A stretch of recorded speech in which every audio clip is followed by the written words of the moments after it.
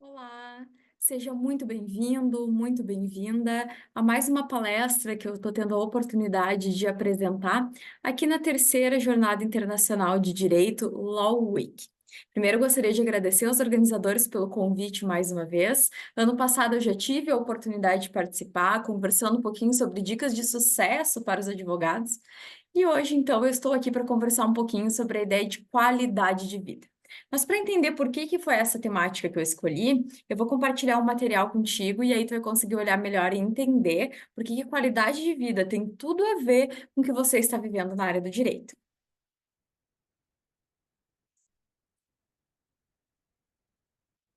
Então, a terceira jornada Law Week teve como ideia para esse ano trabalhar a ideia de sustentabilidade. E como sustentabilidade, a gente precisa pensar no conceito de futuro. Por isso que eu pensei em nós conversarmos um pouco sobre qualidade de vida. O futuro está aqui. Antes eu vou me apresentar então, eu me chamo Bianca Cambraia Flores, eu sou psicóloga, advogada, sexóloga e terapeuta comportamental, sou especialista na área de terapia cognitiva comportamental e atualmente eu atendo de forma clínica adultos que buscam diminuir sofrimento e aumentar a qualidade de vida. Além disso, eu sou idealizadora da Alavanca Vidas, que tem o desafio de potencializar a qualidade de vida das pessoas, reduzindo o estresse e com isso trazendo informações científicas para a melhora e criação de novos hábitos saudáveis. Então, vamos lá. Sustentabilidade social e econômica no centro da agenda jurídica brasileira. Essa foi a proposta, então, da terceira Law Week, da qual eu estou participando hoje. E a ideia, então, é a gente pensar, sustentabilidade, atualmente, ela vai muito além da ideia de ambiental, né? Então, nós estamos falando de uma ideia de melhora de recursos para o futuro, como um todo. No momento que eu falo das questões sociais e econômicas, eu estou falando do que eu quero deixar para as futuras gerações através dos recursos, né, que eu tenho hoje e o que eu vou disponibilizar no futuro.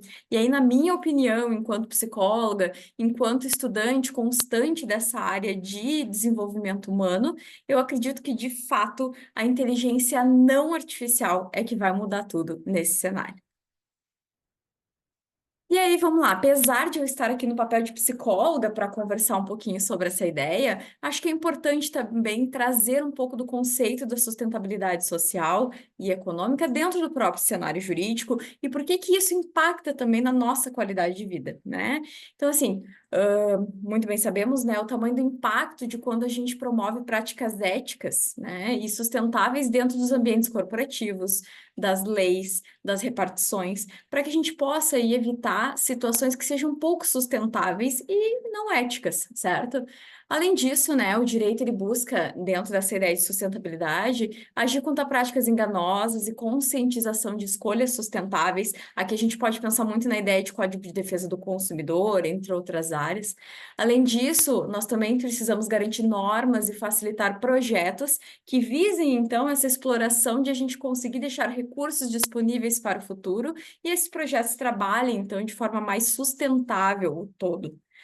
Promover espaços de trabalho saudáveis e equitativos com práticas de trabalho flexíveis e sustentáveis. Atualmente existem muitos estudos que falam sobre essa questão da flexibilidade de trabalho e os benefícios que são trazidos para a saúde mental dos trabalhadores. Então, seja eu enquanto trabalhador ou enquanto empregador, é importante eu pensar sobre isso também. Então, dentro do direito do trabalho, é uma área excelente para a gente pensar sustentabilidade social e econômica. E também aí auxiliar na redução de desperdício em todas as áreas, em especial na empresarial, né? E aí por aí vai. Se a gente for entrar a dedo na questão, a gente poderia fazer uma palestra só sobre isso. Mas a ideia aqui, na verdade, é pegar esse conceito da importância de como as ciências humanas como um todo estão engajadas e precisam estar com um olhar atento para a melhora de todos os recursos e da nossa própria qualidade, para que a gente possa também gerar novas qualidades e novos recursos para as próximas gerações. Aí eu quero trazer alguns dados estatísticos importantes para a gente pensar, tá, mas por que a gente está falando sobre isso aqui, né? Então vamos lá. Segundo o último censo, atualmente existem aproximadamente 213 milhões de brasileiros. No mundo, dos 8 bilhões, 1 bilhão tem algum transtorno mental, sendo que nos brasileiros, 86% dos brasileiros apresenta algum transtorno mental. Isso é muita coisa. Então, eu estou falando de um cenário que, de fato, a saúde mental está prejudicada. A própria pandemia foi um evento, então, que aumentou em 25% os casos de ansiedade e depressão, o que também é algo muito expressivo em termos de saúde mental. Considerando a América Latina, o Brasil é considerado e apresenta a maior população ansiosa. Então, o brasileiro ele está muito com essas questões ansiosas à flor da pele. E a gente pode pensar, inclusive, se as questões sociais e econômicas não impactam nisso.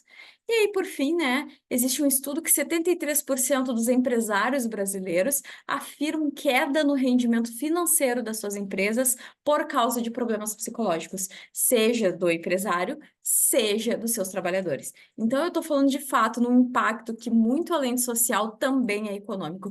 Então, enquanto profissional de hoje, enquanto ser humano, nós agora, 2024, e pensando essa ideia de sustentabilidade social e econômica e trazendo para a ideia do âmbito jurídico, mudar essas práticas todas, ou estar atento a tudo isso, vai fazer com que a gente amplie também para o ambiente psicológico e a gente trabalhe aí uma ideia de saúde mental melhor para as próximas gerações, claro, para a nossa também. E aí, esses dias eu vi um meme na internet que eu achei muito bom, que era, claro que aqui é uma brincadeira, né? Mas assim, disse o mundo se os nossos pais tivessem feito terapia, né? E aí é um mundo todo tecnológico, um mundo super verde, né? Carrinhos voadores, etc. Então é um mundo ali onde ele está muito à frente do mundo que nós estamos hoje. E aí, claro, né?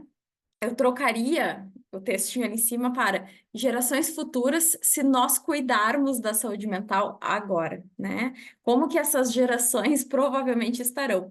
E por que que isso impacta? Porque nós somos os seres que vamos ter filhos, nós já estamos tendo filhos, nossos filhos terão filhos, e quanto mais a gente tiver a ideia da importância de saúde mental, mais eu vou levando isso adiante para a humanidade. Então, a chance de a gente conseguir atingir de fato um cenário sustentável é muito maior. E aí eu trouxe aqui 4 áreas da nossa vida, ou 4, enfim, situações da nossa vida que elas de fato impactam na minha qualidade, né? Então vamos lá. A primeira delas é o sono. E aí, assim, ó, de todas as áreas da vida que você sente que tem algum prejuízo, o sono precisa ser a primeira a ser olhada. Privação de sono não tem como coexistir com qualidade de vida. Então, eu preciso ter um sono de qualidade, um sono que me agrega, um sono que alimenta de fato os meus sonhos, que também têm um propósito, para que eu possa, então, ter mais qualidade de redução de estresse, né? Então, ela é algo realmente cognitivo que impacta em algo que vai fazer com que eu atinja os meus objetivos. O segundo ponto que eu coloquei é a ideia de rotina, né? Então, planejar uma rotina de maneira eficaz, ela ajuda a maximizar o tempo e a energia e otimiza as suas atividades diárias.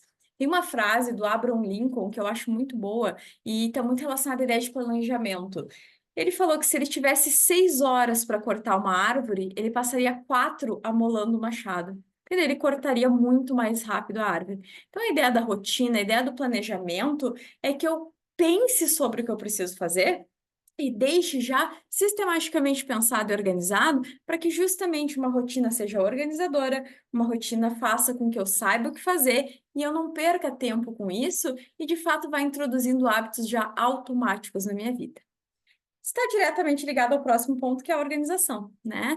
É essencial também eu olhar para outras áreas da minha vida que devem estar organizadas, criando rotina e evitando procrastinação. Então vamos lá. Nós, enquanto adultos, somos como malabaristas. A gente está com várias bolinhas aqui, tentando administrar todas elas e evitando que elas caiam no chão. Então eu tenho, né?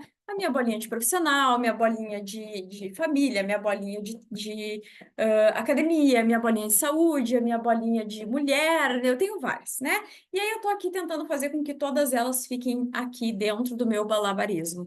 Quando eu consigo de fato organizar para que elas tenham pesos parecidos e ao invés de eu ter uma que é de boliche, outra de ping-pong e não fique apenas com uma pesada, quando eu organizo isso, a probabilidade de eu conseguir ter mais qualidade de vida é maior. E aí também passa pela ideia dos nossos hábitos, né? Então, na nossa vida cotidiana, a gente tem hábitos que eles podem influenciar positivamente ou negativamente nos nossos objetivos, também no nosso bem-estar físico, emocional, nos nossos relacionamentos e na nossa produtividade. Então, assim, hoje a gente escuta falar muito sobre a ideia de hábitos saudáveis, né? Só que a gente esquece de pensar que nós temos hábitos não saudáveis.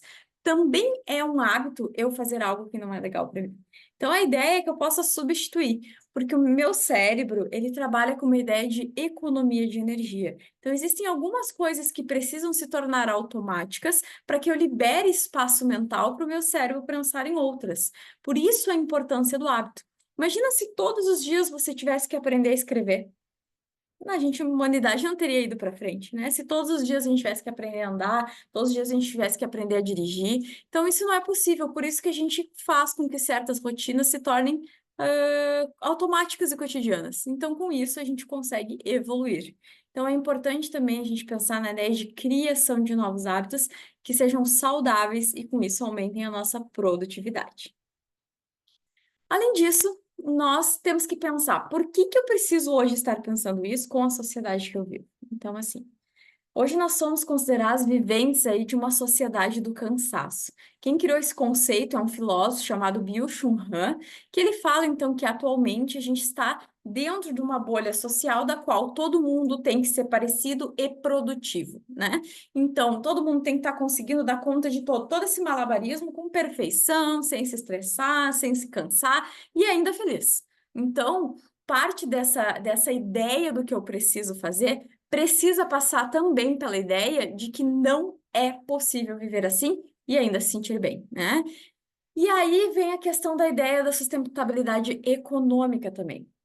Pessoas são maiores do que empresas. Enquanto estiver um conceito do qual eu tentar conduzir a ideia de que empresas são maiores do que pessoas, eu vou estar fazendo mais uma vez com que essa sociedade do cansaço se torne ainda maior. E aí, ao invés de eu estar olhando as pessoas como pessoas, eu vou estar olhando as pessoas como recursos. E isso não é bacana, porque a gente não precisa viver uma ideia da qual tem que estar 100% direcionado para uma empresa ou com a minha atenção ou com a minha energia voltada para isso, né? E aí também a gente acaba tendo uma tendência a normalizar a doença, ao invés de manter um estilo de vida saudável. Então tá tudo bem eu dizer que tá todo mundo ansioso, tá todo mundo nervoso, tá todo mundo estressado, né? Porque isso faz parte, porque eu tenho que ser produtivo, porque isso é importante. Não, enquanto eu normalizar a doença, eu estou em uma sociedade doente, uma sociedade adoecida. E aí vem junto essa ideia de excesso de confiança. O que que é esse excesso de confiança? Sim, eu consigo dar conta de tudo. Yes, I can, né? Essa frase, então, que diz, sim, pode me mandar tudo que eu consigo.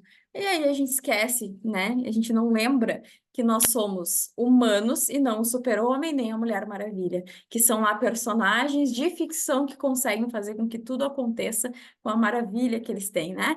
A gente não. A gente às vezes tem momentos difíceis, uma vida que pode estar trazendo algumas dificuldades e nem sempre vai ser possível fazer tudo. Quando eu tiver um olhar para redução do estresse e aumento de qualidade, aí sim eu vou conseguir ter mais plenitude em relação à importância da minha rotina, da minha vida e também, né, desses hábitos que vão fazer com que eu tenha uma vida mais saudável. E eu trouxe então dicas, né, para reduzir o estresse e alcançar os objetivos e ainda alcançar tudo isso com qualidade.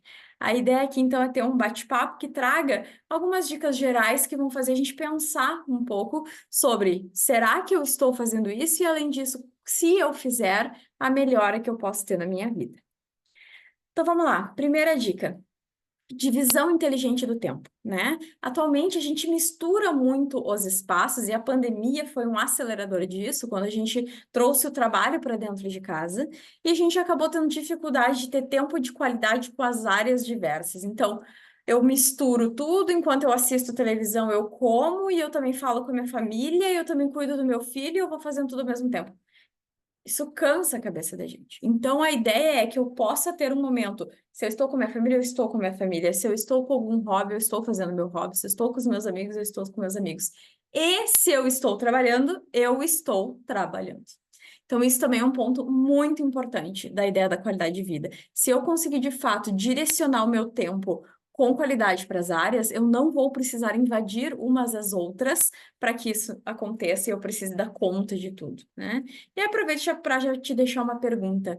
Dentro da ideia dos hobbies, tu saberia me dizer um hobby que tu tenha ou algo que é um gerador de prazer na tua vida que não esteja relacionado ao trabalho? Se você tiver, peço também, depois no final vou deixar meu contato. Eu gostaria muito que tu me escrevesse e me contasse daí esse hobby da tua vida. Vamos para a nossa segunda dica. Foco no momento presente. Então, atenção plena nas atividades propostas, agilidade ao executar e aumento de produtividade. O que que isso quer dizer? Se eu estiver fazendo várias as coisas ao mesmo tempo, provavelmente eu estou fazendo tudo de qualquer jeito. Então, a ideia é que eu tenha foco naquilo que eu estou fazendo no momento. Então, se eu estou aqui contigo, falando contigo, gravando essa palestra para ti, eu estou aqui falando contigo e gravando essa palestra para ti.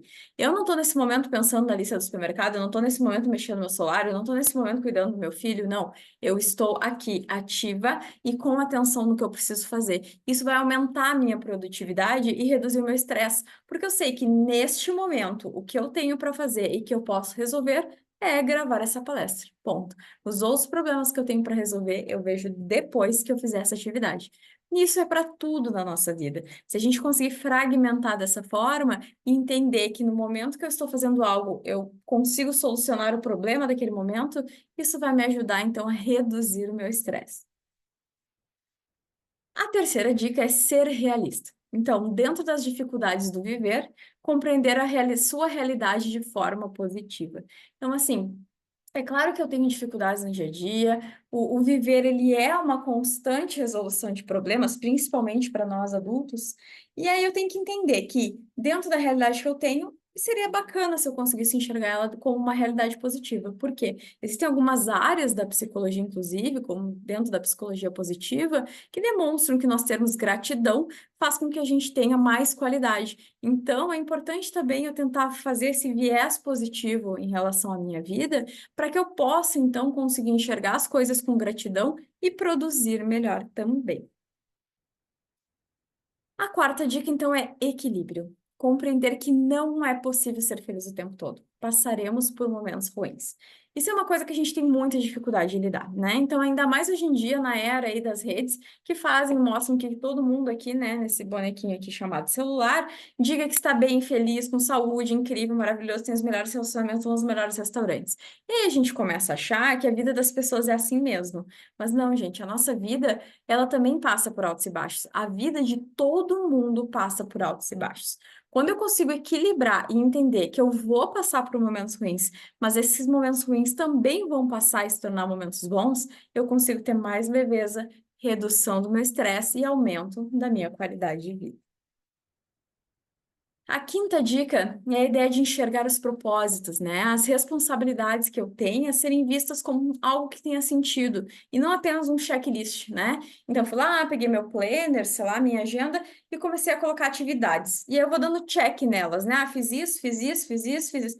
Chega no final do dia, vão acontecer duas coisas. Eu dei um check num monte de coisas que talvez eu nem saiba por que que eu tô fazendo, ou eu posso não dar esses checks e acabar ficando frustrada porque eu não estou conseguindo fazer um monte de coisa que eu nem sei por que que eu deveria fazer. Quando eu coloco propósito nas minhas atividades, nas minhas responsabilidades, eu consigo agir de uma forma mais prática que traga, então, um objetivo para a minha vida. Então, vamos lá. Se eu tivesse que pensar lá nos meus checks, hoje eu tenho que gravar a palestra para a terceira Jornada Internacional de Direito. Tá.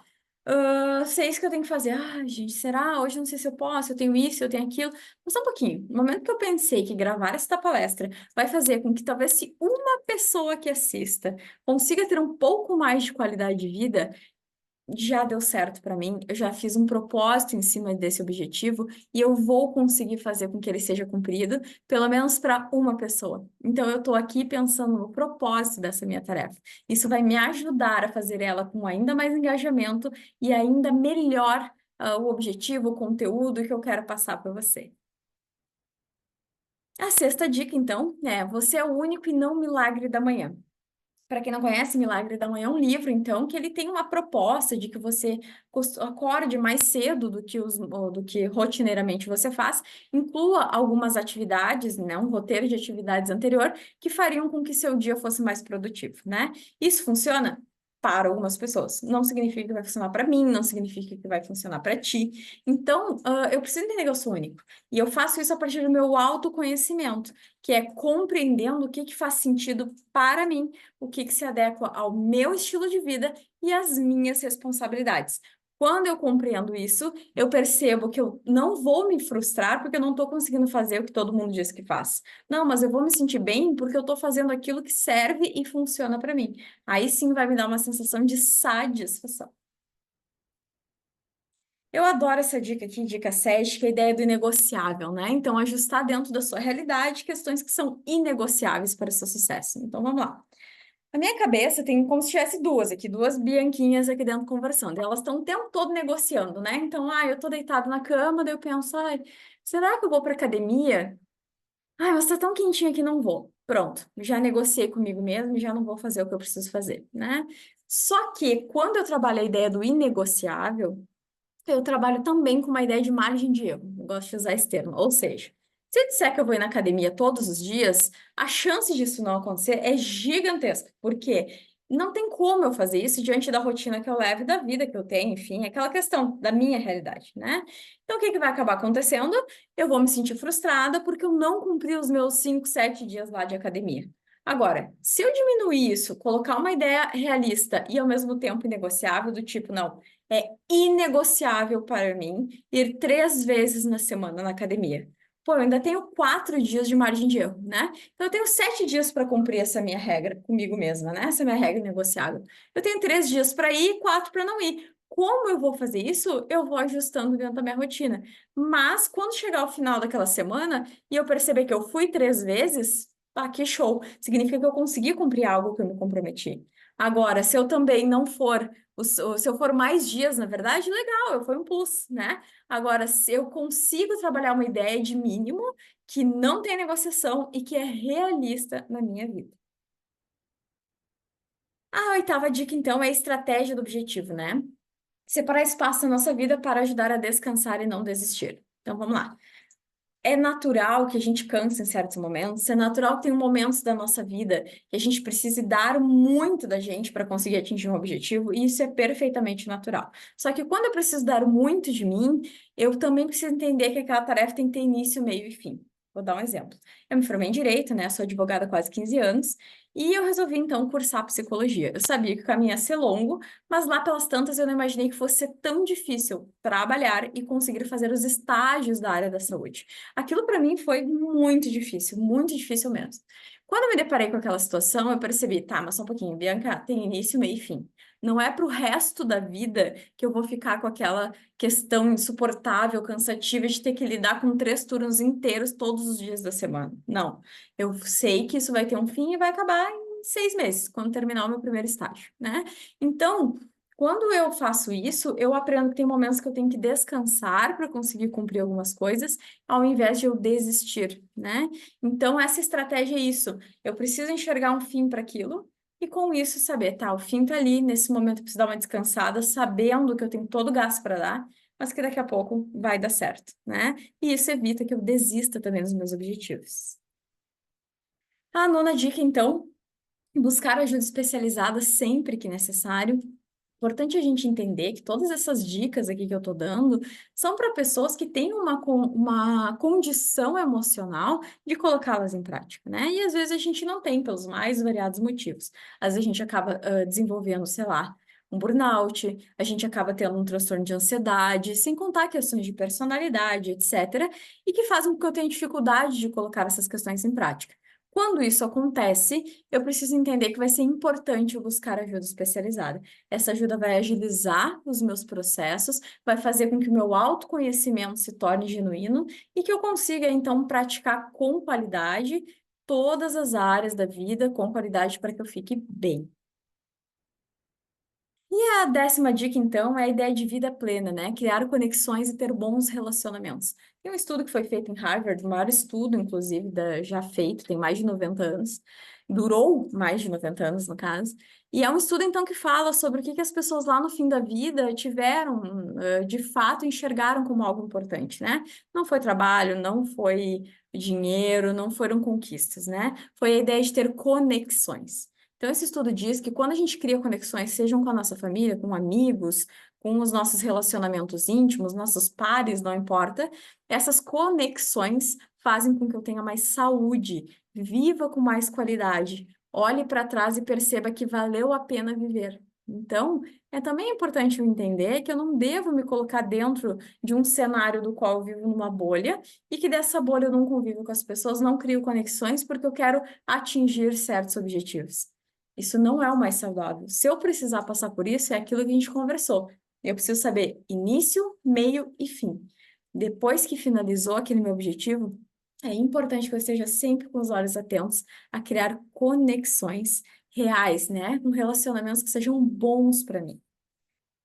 Então, assim, essas foram as minhas dicas para a ideia da gente conseguir ter mais qualidade de vida e redução do estresse. Quero deixar aqui o meu Instagram para que a gente se siga lá no Instagram e você possa acompanhar um pouco dos meus conteúdos. E aí eu tenho uma coisa muito especial para te apresentar também. Durante esse meu processo clínico de atendimento com os meus pacientes, todos eles me trazem ensinamentos absurdos durante a prática clínica. E aí eu percebi que eu precisava reunir muitas das informações faladas com eles e poder distribuir essas informações para o maior número de pessoas. Então, com isso, eu criei um e-book que é um guia completo de qualidade de vida e que a ideia é que tu tenha, então, acesso a ferramentas, né, e dicas que os psicólogos usam para reduzir o estresse dos pacientes e aumentar a qualidade de vida deles. Então, eu criei um conteúdo com muito carinho, que tem muitas dicas e questões práticas disso tudo que nós falamos até agora.